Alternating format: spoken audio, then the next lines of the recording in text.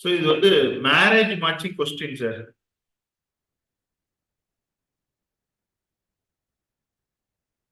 இது வந்து எனது பையனுக்கு வரன் வந்துள்ளது, அதை செய்யலாமா அப்படிங்கறதா அவரோட கொஸ்டின் சார். இப்ப இந்த இடத்துல வந்து கடக உதயம், உதயத்தை நோக்கி சுக்கிரன் வர்றாரு. மகன் அப்படிங்கிறது மனைவியா சொல்லக்கூடிய காரகமான சுக்கிரனா கூட எடுத்துக்கலாம். உதயம் ஆணாக எடுத்துக்கலாம், ஆருடம் பெண்ணாக கூட எடுத்துக்கலாம். உதயாதிபதி உச்சமா இருக்கிறாரு, உதயத்தை நோக்கி சுக்கிரன் வருது. ஆருடம் 4வது வீட்டை காட்டுது. ஆனால் கவிப்பு 7வது வீட்டை செவ்வாயை கவிக்கிறது. சோ இந்த இடத்துல வந்து எல்லா ஆப்ஷனும் கரெக்டா இருக்கிற மாதிரி தோணுது.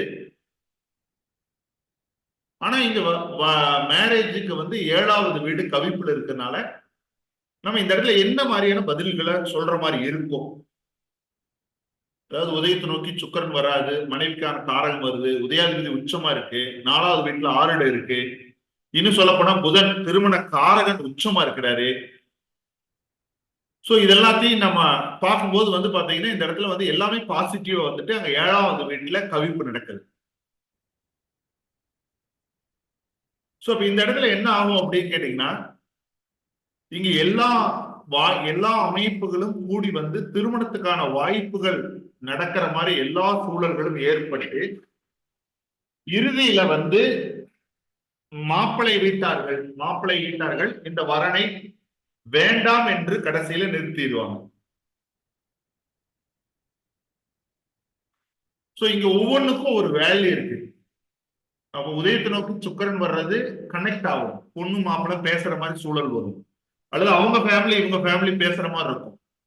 சோ பையன் தகுதியானவனா இருப்பான். புதன் உச்சம் திருமணத்துக்கான எல்லா முயற்சிகளும் நடக்கும். 4வது வீடு ஆருடம் அப்படிங்கிறது இது திருமணத்துக்கு வந்து சுப பாவம் தான், அதுல ஒன்றும் தப்பு கிடையாது. சோ இங்க 6வது வீடு ஆருடம்னா தான் இது சரியில்லைன்னு சொல்லணும், 8வது வீடு ஆருடம்னா தான் இங்க பிரச்சனைன்னு சொல்லணும்.